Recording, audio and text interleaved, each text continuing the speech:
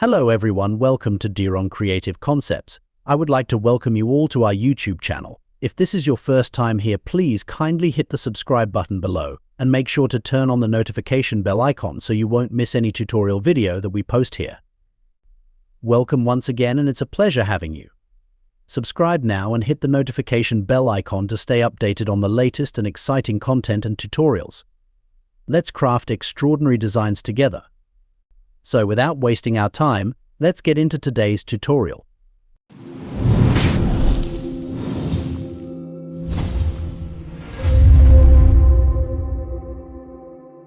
Welcome you all once again to this tutorial.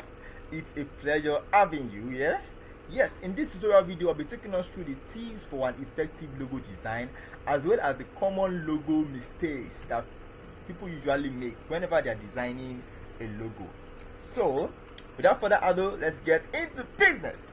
Now, the first thing, now we have tips here. You have tips number 1, 2, 3, 4, 5. These are just tips that I tried to I came up with, and which are very important. We have to be very cognizant of tips of these things, because they're very important, as you can see. So now the tips number 1, which I talked about, is what? The tip number 1 is research the industry. That is, whenever you want to design any logo for any organization, you don't just jump into designing something. No, it's not done like that. If you just jump into designing the logo, at the end of the day, you're just gonna come up with something really whack. And if the person you are designing the logo for knows what he or she wants, the person won't take that from you, and you might even lose customers from there. You might lose clients from there. So you have to follow the process or the processes of designing logo to come up with something really effective, something really unique, something really beautiful, something really wow. So you have to follow the processes so that you can come up with something really good. Don't be lazy. Try to follow the processes, and at the end of the day, you're really going to enjoy what you've come up with. Now, the first one is that research the industry. You have to know what the industry is all about. The industry in which the brand you want to design the logo for is in. You have to know about this industry. What is the history of this industry? What are the people who patronize? Which kind of people patronize this industry? Who are the people that patronize this industry? What do they like? What are they like? Things like that. You have to research this industry. You have to know the industry of the brand, so that you can come up with something that the clients or people who patronize this industry was like. You just have to know about the industry. You have to research the industry. It is very important. It is very important. Know about the industry. Make a lot of research. Now it is very easy to make research. To make research about something, you can go to the internet. You can ask. You can try to go to the internet and make a research. Ask your potential clients.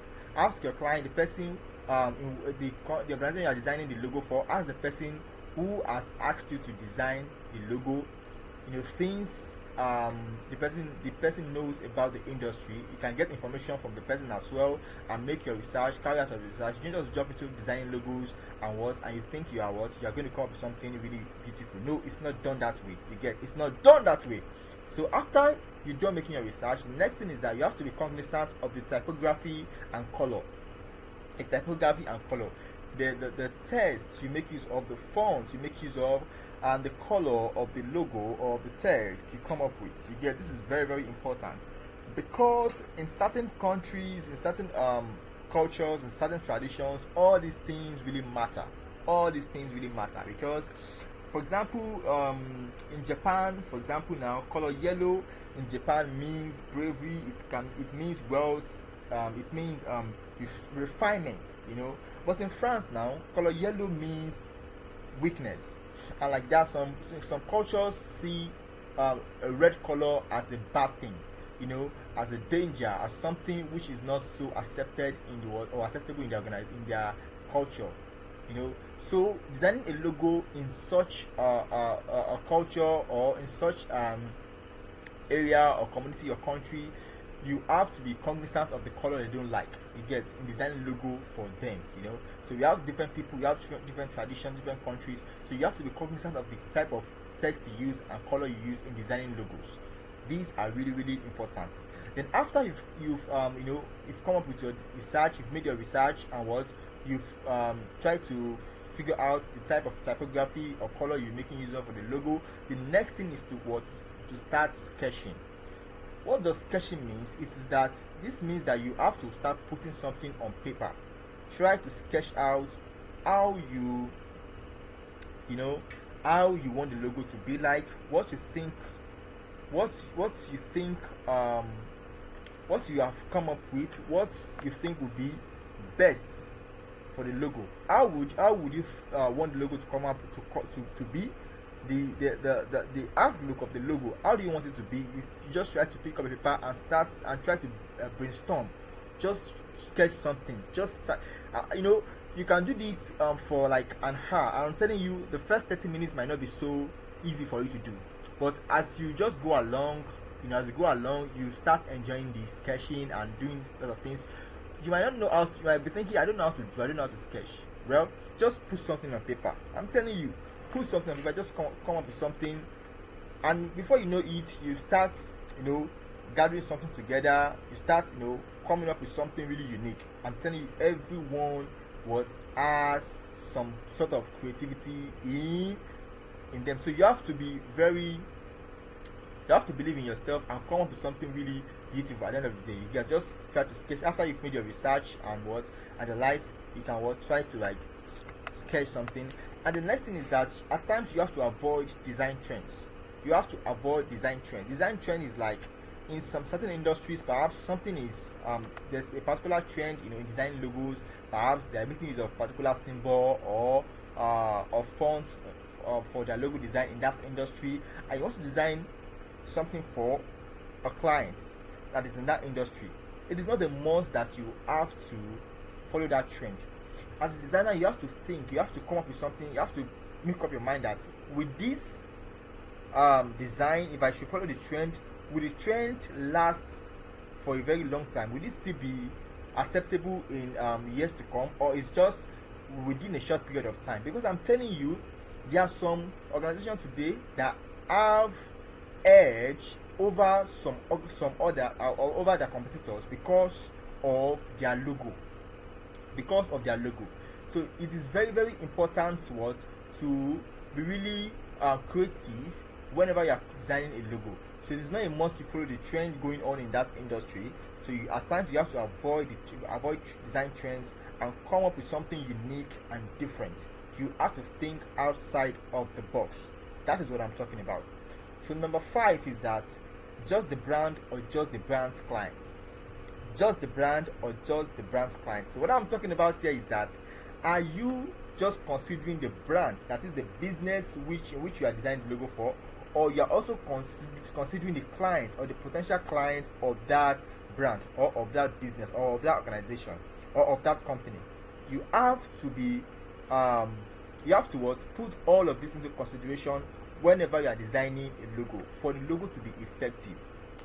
So what I'm saying here is that someone might just come to you, I want you to design a logo for me, and you just go on and the person tells you that this is how I want the logo to be. I want the logo to be like this. The person gives you describes how he or she wants the logo to be, gives you an insight of how he or she wants the logo to be. But as a designer, you take that, fine, you consider that, but you don't just jump into doing that. You have to let the clients know if the logo is not going to be so effective in the long run. You have to let the clients know that we have to make some adjustments to this by considering the brand's clients. If that is what your client wants you to design for him or her, you have to also consider the brand's clients, because if you should satisfy the client's need and at the end of the day the logo is not so effective, it's not bringing results, it is not so good, it's not so cool, right? So you have to carry the brand's clients or the brand's clients along as well. You have to know who they are, their demographics, and every other thing you need to know about the brand's clients, you know. So that is just very, very important. You don't just consider the brand alone. You have to consider the brand's client. In fact, you have to consider the clients more than the brand. That's what I'm talking about. You have to put the clients, the brand's clients, above the brand, because what's the purpose of the logo if it's not so effective? So you have to know about the brand. So when designing logo, you have to have it at the back of your mind that the brand's client is what is important than the brand itself. So you have to let your clients know this. So I'm telling you, at the end of the day, they are going to respect you for that decision. It is very, very important. So these are the 5 tips for an effective logo that I have come up with, according to my research and according to my experience. You get. So the next one thing I'll be talking about now is the common logo mistakes. The common logo mistakes. People make mistakes a lot of time when designing logos, and this is not so good. And the first one here I came up with is what we call suitability. And this has to do with always wanting to suit what your client wants. I said so in this and just the brand or just the brand's clients. And you just want to do what your client wants, what they asked you to design for them. But that is not so good, because the logo needs to be designed for the potential clients or the customers of the brand. So you have to know who are the customers. You have to be more specific. You have to you just don't have to design logos for your clients or for the brand because you want to suit them. You have to carry the brand's clients along as well. You have to carry them along. You just don't design a logo to suit one party and neglect the other party. You have to make sure that you suit both the brand and most especially the brand's clients. This is very, very important. This is very, very important. You don't just have to suit just one party and neglect the other. So this is very important. That's what I'm talking. So a lot of people make mistakes. The brand tells them what they want them to design, and just jump into designing that. And at the end of the day, the logo is gonna be a crack because it's not going to be effective. I'm telling you, logo has a huge impact in an organization.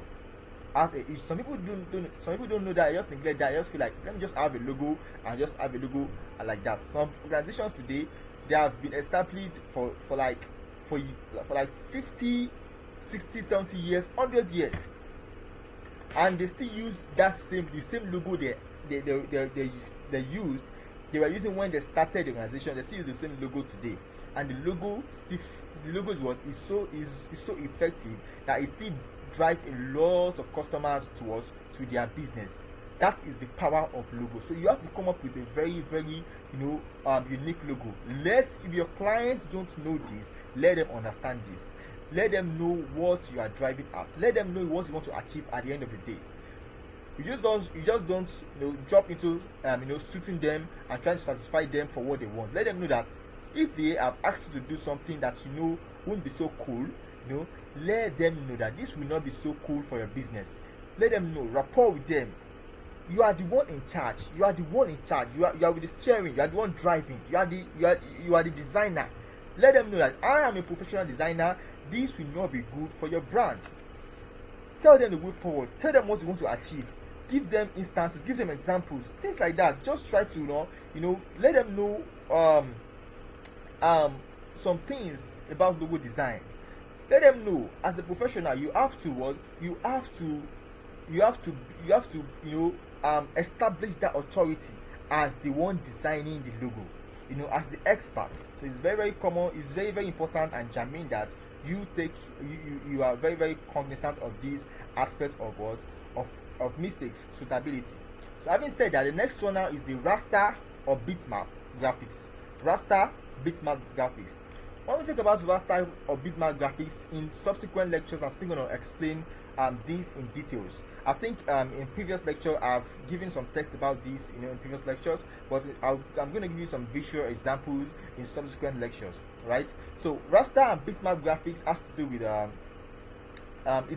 it's a lot of people make mistakes when designing logos by making use of raster or bitmap graphics. I said raster or bitmap graphics.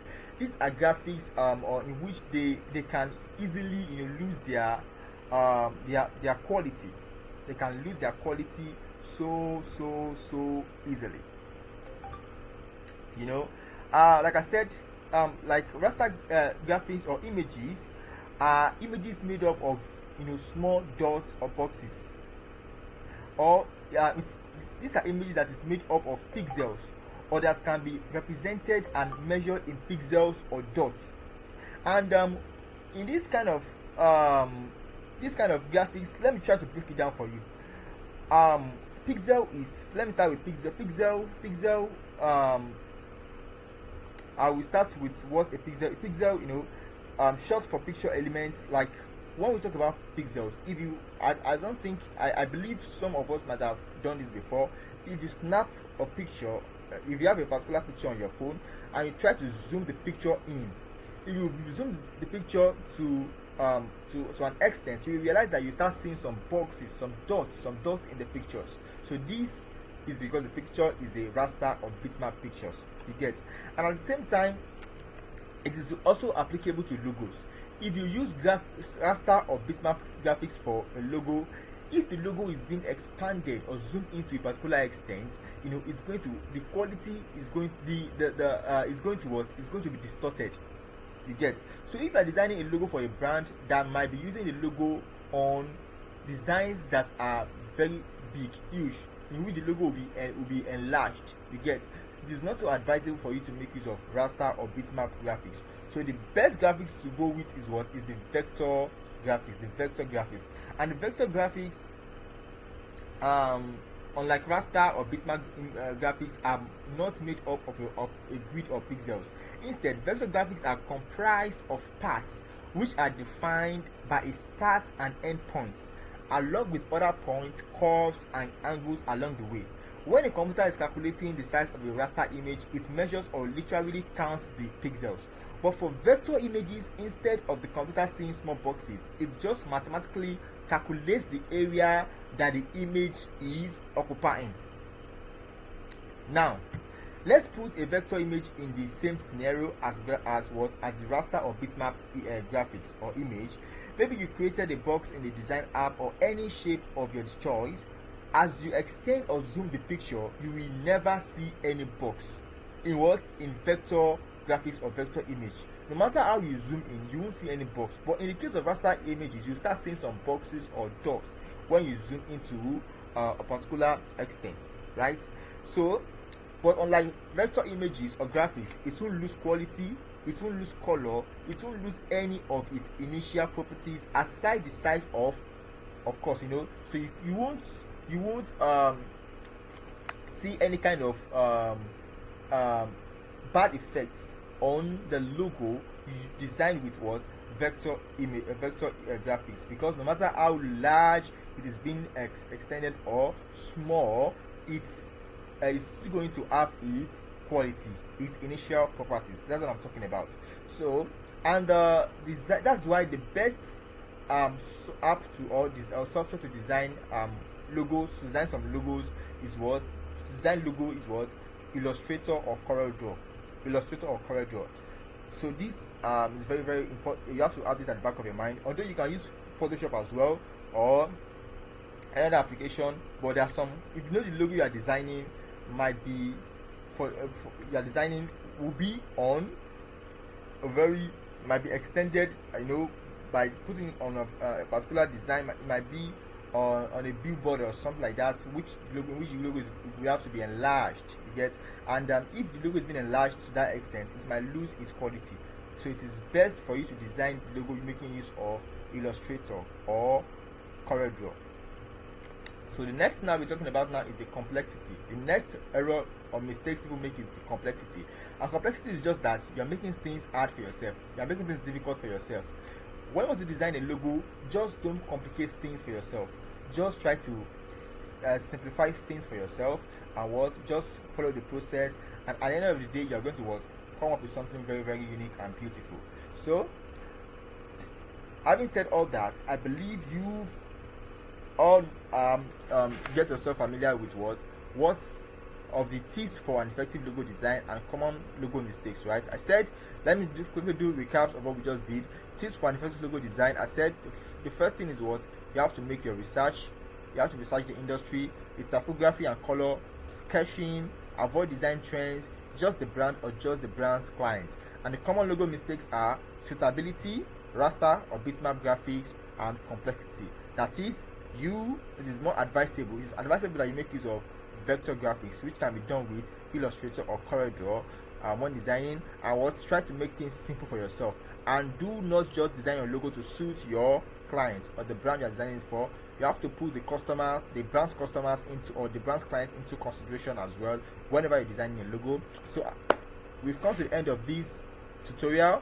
Thank you very much for watching. In the next tutorial, I'll be taking us through how we can get inspirations for logo design. This is also very, very important. How we can get inspiration for logo design. How can you come up with unique, beautiful, great, logos, and a logo of high quality. So in the next video, I'll be taking us through how we can do that easily. So thank you very much for watching.